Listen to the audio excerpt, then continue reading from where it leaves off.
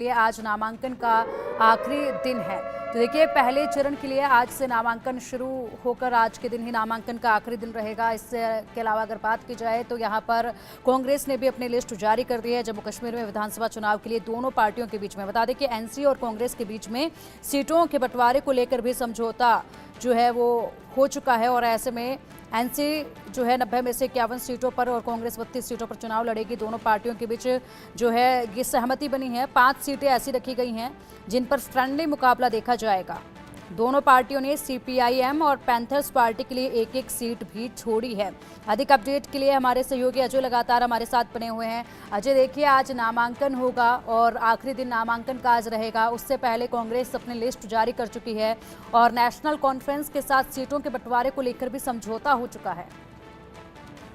बिल्कुल आपने सही कहा। आखिरकार बीती रात जो है इस चीज का ऐलान कर दिया गया कि नेशनल कॉन्फ्रेंस और कांग्रेस जो है वो मिलकर चुनाव लड़ेंगे और कहीं ना कहीं जो भारतीय जनता पार्टी का विजय रथ है उसे रोकने का प्रयास करेंगे।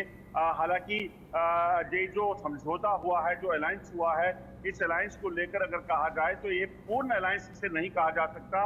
उसके पीछे की वजह ये है कि नेशनल कॉन्फ्रेंस भी कांग्रेस के साथ जो मिलकर चुनाव लड़ रही है उसमें 5 सीटें ऐसी जो है वो रह गई जिनको लेकर बात नहीं बन पाई। आपको बताऊं कि ये मुख्य जो सीटें हैं इनमें सोपर की बात की जाए, एक सीट है। इसके अलावा अगर आप देखें तो जो बनिहाल की सीट है जहां पर कांग्रेस के पहले जो पूर्व प्रेसिडेंट थे उनको जो है उनकी सीट है। वो हालांकि पहले भी 2 बार उस जगह से चुनाव जीत चुके हैं, मगर नेशनल कॉन्फ्रेंस इस चीज को लेकर अड़ी हुई थी कि उस सीट पर वो कॉम्प्रोमाइज नहीं कर सकते क्योंकि उनके जो कैंडिडेट वहां पे हैं वो जो है वो काफी स्ट्रांग है। तो उस चीज को लेकर विवाद बना हुआ था। इसी तरह से भद्रवा की सीट जहां पर कांग्रेस पहले जीता करती थी और वहां पर न्याज जो है वो मंत्री भी रहे हैं, उनके बेटे को वो टिकट दिया गया था, कांग्रेस देना चाहती थी मगर नेशनल कॉन्फ्रेंस ने उसे भी मना किया। इसी तरह से इंद्रवाल की एक सीट है जिसमें जीएम जरूरी होते थे, वो सीट जो है उसको भी नेशनल कॉन्फ्रेंस ने नहीं माना। तो ऐसी कई सीट हैं जिन पर जो है वो अब ये कहा गया जाए कि दोनों में रजामंदी नहीं बनी, मगर उनको अब फ्रेंडली कंटेस्ट के तौर पर जो है वो दोनों पार्टियां लड़ेंगी।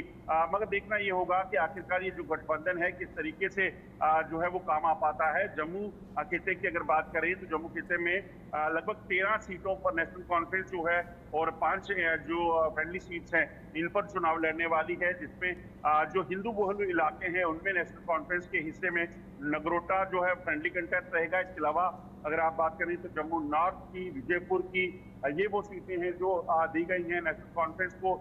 जबकि अगर बात की जाए तो कश्मीर में अगर कांग्रेस की बात कर जाए तो कश्मीर में कांग्रेस को सिर्फ 6 से 7 सीटें जो है वो दी गई हैं।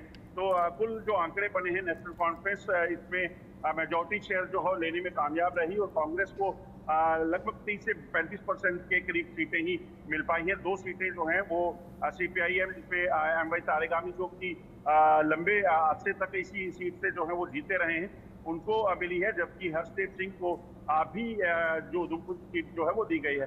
तो ये एक फार्मूला इन्होंने निकाला है।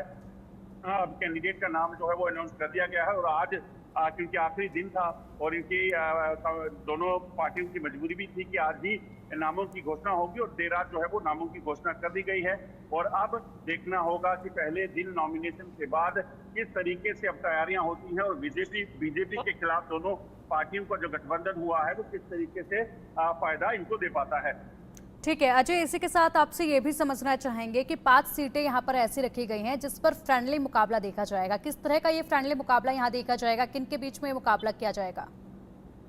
देखिए, फ्रेंडली मुकाबला जिन 5 सीटों पर होना है वो सीटें हैं किश्तवाड़ के इंद्रवाल की एक सीट है, इसी तरह से भद्रवा की एक सीट है, एक नगरोटा एक सीट है जिसपे फ्रेंडली मुकाबला रहेगा, सोपर की एक सीट है जिसपे फ्रेंडली मुकाबला रहेगा और बनिहाल कॉन्स्टिट्यूंसी जो असेंबली की है जिसमें अगर बात की जाए तो कांग्रेस के पूर्व प्रेसिडेंट जो हैं विकार रसूल वानी जहां पर जीता करते थे या लड़ा करते थे, उस सीट में को कांग्रेस और नेशनल कॉन्फ्रेंस दोनों लड़ेंगे। इन 5 सीटों पर दोनों पार्टियां अपने कैंडिडेट, अपने उम्मीदवारों को उतारेंगी और जो भी सीट जीतेगा वो फिर अलायंस का हिस्सा बन जाएगी।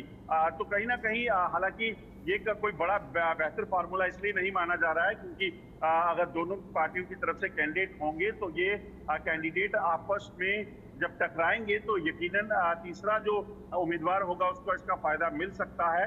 तो कहीं ना कहीं पांचों सीटों पर नुकसान जो है इन पार्टियों को हो सकता है, मगर वहीं अगर बात की जाए तो बाकी जो अलायंस हुआ है उन सीटों पर भी क्या कोई फायदा इन दोनों पार्टियों को मिलेगा, ये देखना होगा।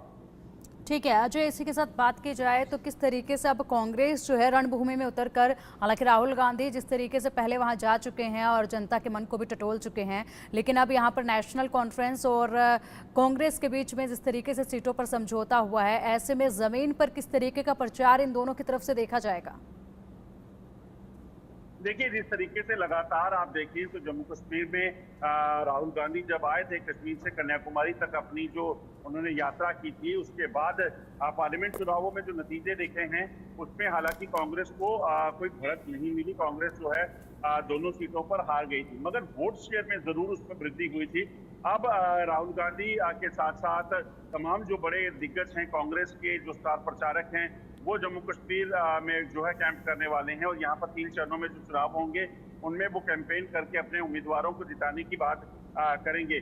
मगर आप देखें तो अलायंस करने के बाद हम मेरी जो कुछ नेशनल कॉन्फ्रेंस के नेताओं से बात हो रही थी, तो अलायंस का मतलब कभी ये नहीं हो पाता कि जो सियासी दल है उनके वर्कर जो हैं वो पूरे तरीके से एक पार्टी, जिसको एक पार्टी के साथ समर्थन हुआ हो, उसे जो है वो जिताने की कोशिश करें। वजह बड़ी साफ रहती है, क्योंकि अगर किसी भी कॉन्स्टिट्यूंसी में कांग्रेस और नेशनल कॉन्फ्रेंस का अलायंस हुआ है और वहां पर अगर कांग्रेस को नेशनल कॉन्फ्रेंस सपोर्ट करती है, तो इसका मतलब ये हो जाता है कि नेशनल कॉन्फ्रेंस के पूरे वोटर को कांग्रेस की तरफ शिफ्ट होना पड़ेगा। और दूसरी चीज ये कि अगर वो शिफ्ट हो भी जाता है एक बार, तो दूसरी बार वो सीट जो है वो नेशनल कॉन्फ्रेंस कभी जीत नहीं पाएगी।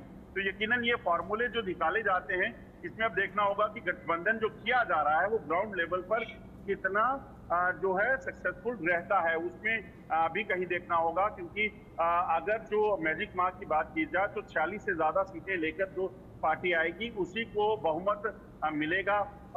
अगर आप देखें तो पुराने समय में जो नेशनल कॉन्फ्रेंस तो यहाँ पर कई बार सरकार में रही है, कांग्रेस को इतनी ज्यादा सफलता यहाँ पर नहीं मिली। तो ऐसे में कांग्रेस नेशनल कॉन्फ्रेंस मिलकर इस बार क्या इस अलायंस को, ग्रैंड अलायंस को, जो जिसका नाम दिया जा रहा है, उसको सफल बना पाते हैं। क्योंकि एक ग्रैंड अलायंस का हिस्सा जो पीडीपी है वो अलग से चुनाव लड़ रही है और वो कहीं ना कहीं नुकसान इनको होने वाला है। वहीं भारतीय जनता पार्टी की बात की जाए तो पिछले साल उन्होंने 25 सीटें जम्मू खित्ते में जीती थी। अब कश्मीर में वो क्या अपनी हाजिरी लगा पाते हैं, वो भी देखना होगा। ठीक है अजय, बहुत बहुत